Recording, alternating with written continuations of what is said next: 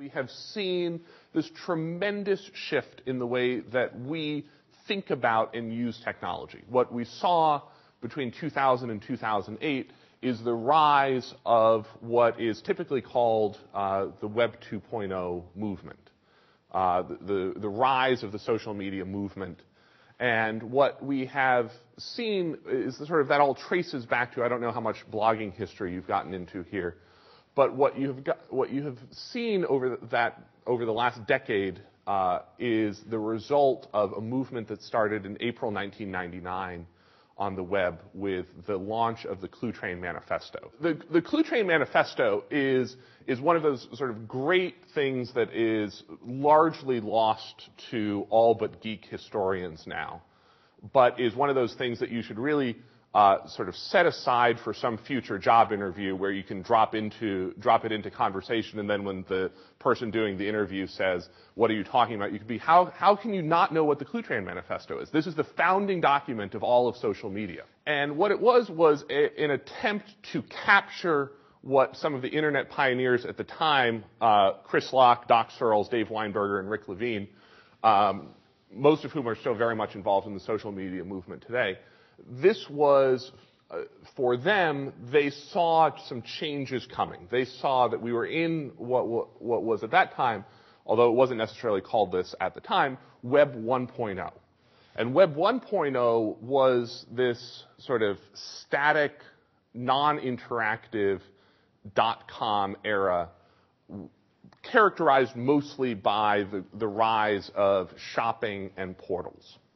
And this was where you saw Pets.com, Amazon.com, Yahoo.com. This was sort of the dominant web ethos of the time.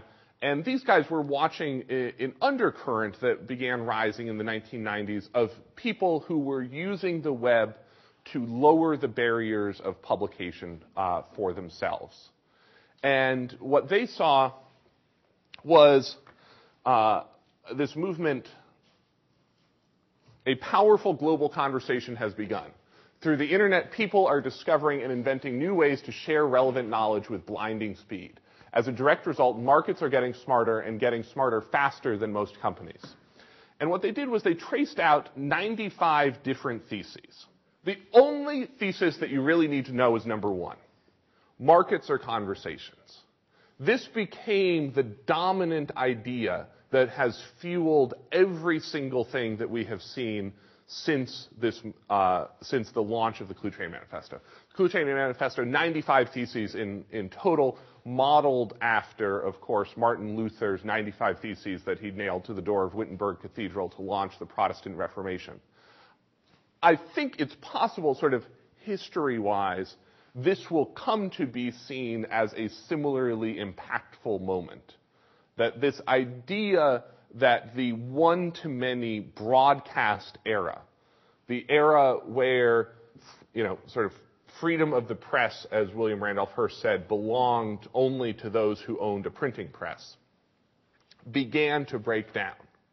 And instead, what was rising in its place is what we now find, which is an era where everyone expects the ability to talk back. That the idea that we would come together for 30 minutes every single night for Walter Cronkite to tell us that's the way it is, and that was the primary way that we got information, received information, and processed information, was ending. And instead, now what you have is this much more diverse, much more disaggregated, and much more ideologically broad spectrum of news and information that's available to most people. And we all have the expectation that we can talk back to it. Markets are conversations ends up being, I think, the fundamental point to understand where we have been over the last decade, or where we are going over the coming years. And that what we have seen is that in academia and in religion and in politics and in business and certainly in campaigning, this development of a belief that it should be conversational. So this is sort of one of the things that I make all of my students at Georgetown memorize and trot out with some frequency. You know, the first thesis of the Clue Train Manifesto is all that you really should need to know about where we have come since then.